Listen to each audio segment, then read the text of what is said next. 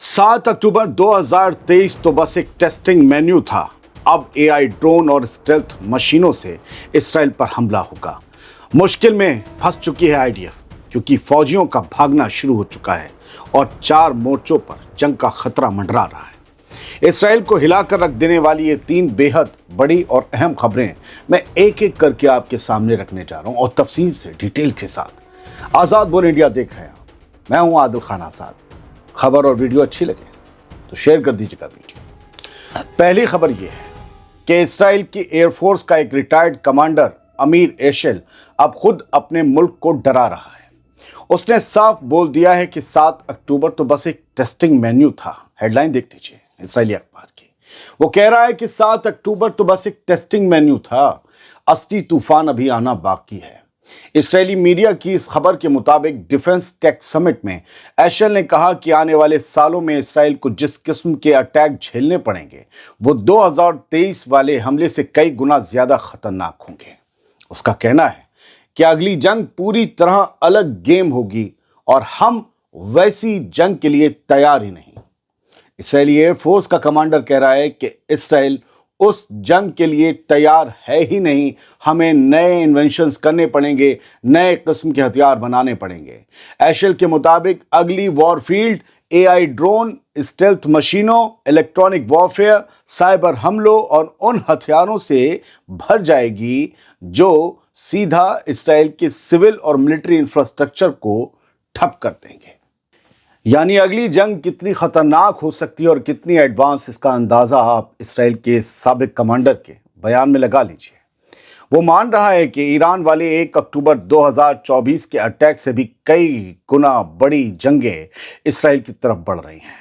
यानी इसराइल के अपने रिटायर्ड कमांडर ही कह रहे हैं कि अगली लड़ाई आई तो आईडीएफ की कमर ही टूट जाएगी और वक्त अब हाथों से रेत की तरह फिसल रहा है। यह खबर 1 दिसंबर की रात को, 1 दिसंबर 2025 की रात को इस्राएली अखबार द टाइम्स ऑफ इसराइल ने छापी, जिसके बाद इसराइल की मिलिट्री पावर को लेकर तरह तरह के सवाल उठने लगे हैं। कुछ तो हम ही उठा रहे हैं। याद रखिएगा कि ऐसे इशारे वही लोग दे सकते हैं जो अभी एक्टिव ड्यूटी में नहीं हैं और जिन्हें नौकरी जाने का खतरा नहीं है। फौज में, एयरफोर्स में एक डिसिप्लिन होता है कि नौकरी पर रहते सवाल नहीं उठा सकते। यह बयान इसराइल की एयरफोर्स के एक रिटायर्ड कमांडर का था। अब दूसरी अहम खबर सुन लीजिए। आईडीएफ की हवा टाइट है, फौजियों की भारी कमी है, नए लड़ाके या नए लड़के भर्ती होने से भाग रहे हैं और 4 मोर्चों पर जंग का डर, जंग का खतरा मंडरा रहा है। दिसंबर की सर्दी शुरू होते ही इसराइल की फौज पर एक और ठंड बैठ गई है। आईडीएफ में फौजियों की भारी कमी है, भारी टोटा है और नए लड़के खुले तौर पर कह रहे हैं फौज में career no thank you please, हमें नहीं आना। यह सब उस वक्त हो रहा है जब लेबनान में हिजबुल्लाह से फिर जंग के आसार हैं। ईरान और इसराइल की टेंशन अभी बिल्कुल ठंडी नहीं पड़ी है। सीरिया में सीन कभी भी पलट सकता है और भारी डिप्लॉयमेंट इसराइल को करना पड़ सकता है और गजा में भी सीज फायर टूटने की आग नीचे ही नीचे सुलग रही है। मतलब 4 तरफ से खतरा और घर के अंदर फौज आधी रह गई। आ ही नहीं रहे नए लोग और पुराने कह रहे हैं रिटायरमेंट दो, बस पीछा छोड़ो। द टाइम्स ऑफ इसराइल की ये रिपोर्ट साफ साफ कहती है आईडीएफ में मैन पावर क्राइसिस है। इसराइली मीडिया दिसंबर में जो रिपोर्ट दिखा रहा है वो सीधा कह रही है कि आईडीएफ का मैन पावर क्राइसिस असली है और खतरनाक लेवल पर पहुंच गया है। ये मैं अखबार और तारीखें इसलिए बताता हूं कि कुछ चमन भक्त यहां भी वीडियो देखने आते हैं और कहते हैं कि पता नहीं कहां से खबरें ले आते हो। अरे भाई, अखबारों के स्क्रीनशॉट तो देख लो, जूम करके, अगर सही फोन है तो तारीख तो देख लो। इसराइल के चैनल 12 के आंकड़े बताते हैं 1300 लेफ्टिनेंट और कैप्टन्स की कमी है आईडीएफ में, 300 मेजर्स की कमी है।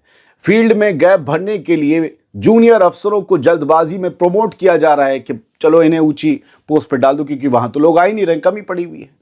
और सबसे बड़ा झटका, सर्वे में सिर्फ 63% अफसर कह रहे हैं कि वो फौज में रहना चाहते हैं, बस 63%, जबकि 2018 में यही आंकड़ा 20% ज्यादा यानी कि 83% था। नॉन कमीशन रैंकों में, एनसीओ में हालत और बुरी है। आज सिर्फ 37% फौजी ही आईडीएफ में रहना चाहते हैं। 2018 में ये आंकड़ा 58% था। तो दोस्तों, ये कोई डिजाइन नहीं है, बल्कि ये सीधा सीधा भगदड़ का सिग्नल है। क्या आपको ये सिग्नल दिख रहा है? 600 करियर सोल्जर जल्दी रिटायरमेंट मांग रहे हैं आईडीएफ से और टॉप लीडरशिप बुरी तरह से परेशान हो चुकी है। नेतन्याहू भी परेशान है, वो इसराइल काट्स भी परेशान है और याल जामिर भी परेशान है, आईडीएफ चीफ।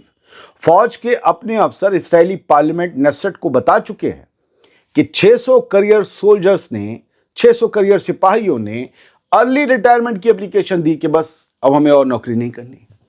बाकी जो बचे हैं उनमें थकान है, गुस्सा है, डिस्कनेक्ट बढ़ता जा रहा है। गजा की जंग ने बहुत कुछ तोड़ दिया है।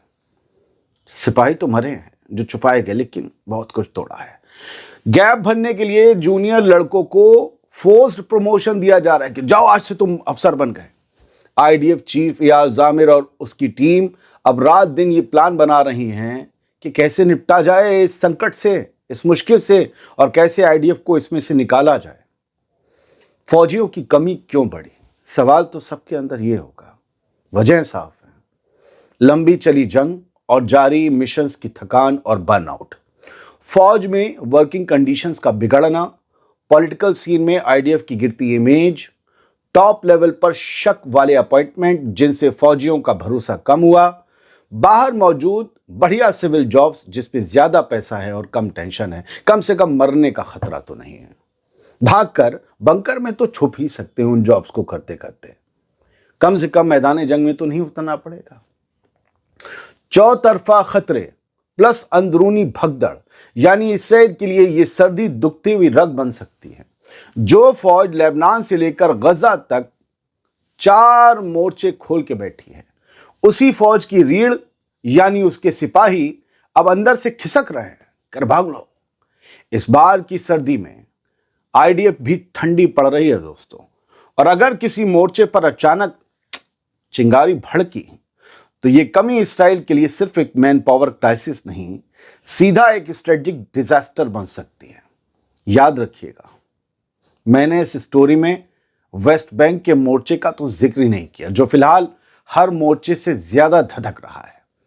जानबूझकर नहीं किया। मैंने 4 हल्के मोर्चे आपको गिना दिए। हल्के इसलिए क्योंकि अभी वो थोड़े ठंडे हैं, लेकिन वेस्ट बैंक सुलग रहा है।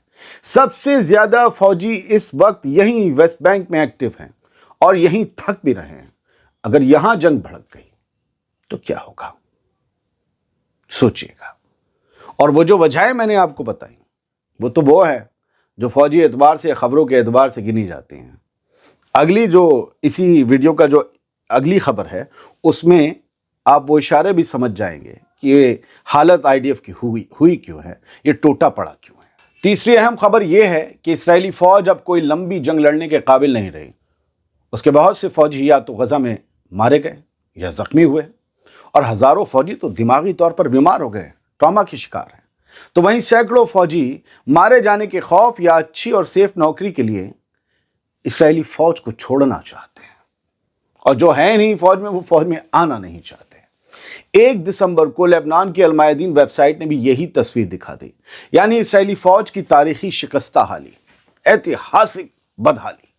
रिपोर्ट कहती है कि आईडीएफ की हालत अब गिरावट नहीं बल्कि डहने की तरफ जा रही है, और अंदरूनी सिस्टम खुद अपने ही बोझ से टूट रहा है। रिटायर्ड इसराइली जनरल और मिलिट्री एनालिस्ट इजहाक ब्रिक ने मारिफ से साफ कहा, हजारों अफसर और एनसीओ हाल के महीनों में मिलिट्री सर्विस से भाग गए। कोई कॉल अप से बचा, कोई कॉन्ट्रैक्ट बढ़ाने को तैयार नहीं था। उसके हिसाब से आईडीएफ का पर्सनल सिस्टम इसराइल की पैदाइश के बाद से आज अपने सबसे मुश्किल हालत में है। ब्रिक कहता है, नए इसराइली लड़के फौज में आना ही नहीं चाहते, रील बना रहे हैं, बनाए निकल रहे हैं। रेगुलर टुकड़ियों की क्वालिटी ड्रामाई तरीके से गिर चुकी है, और जो पुराने तजुर्बेकार कमांडर बचे थे वो भी अब आईडीएफ में टिके रहने को तैयार नहीं। ऊपर से माहौल है चौतरफा तनाव का, लेबनान, ईरान, सीरिया और गजा, और वेस्ट बैंक 5वां मोर्चा। किसी भी वक्त नई आग ये 5 मोर्चे छेड़ सकते हैं, यानी इस ठंडी सर्दियों में जंग की नई शक्ल आईडीएफ के लिए सबसे गर्म सिरदर्द बन सकती है। ये थी 3 अहम खबरें जो میں نے انالائز کی ہیں اپنے حساب سے. آپ کی رائے اس سے مختلف ہو سکتی ہے، لیکن جو خبریں کہتی ہیں اور پھر میرا دماغ جو کہتا ہے اسے ملا کر میں آپ کے سامنے ثبوتوں کے ساتھ پیش کر دیتا ہوں. امید یہ کرتا ہوں یہ کوشش آپ کو پسند آئی ہو. آزاد بول انڈیا آپ ہی کا چینل ہے، میں تو بس خبروں کا خادم ہوں. اگر نہ کیا ہو سبسکرائب تو کر لیجئے، ہاں جوائن بھی کر لیجئے، وہ تو میں کبھی نہیں کہتا. کر لیجئے جوائن، ہم سے کہا گیا ہے کہ کہا کرو تو ہم کہہ رہے ہیں. واہ واہ واہ. خیر، سلامت رہیے، خوش رہیے.